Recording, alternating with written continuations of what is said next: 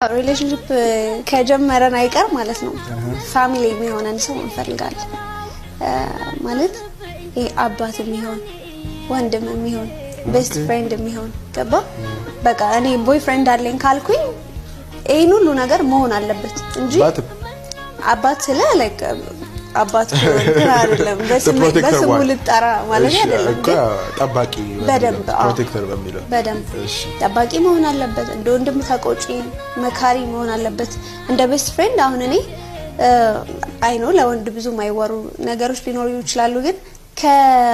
ከቤስት ፍሬንድ ጋር ማወራውን ነገር ቁጭ አድርጌ ላወራው ፈልጋለሁ ገባ በቃ ቤስት ፍሬንድ እንዲሆን ይለም ይሄ ከፍቅሩ ከሳልነው ምናምን ውጪ ቤስት ፍሬንድ መሆን መቻል አለበት ይሄ በቃ ግልጽ ነው ምን ፈልገው ነገር ነው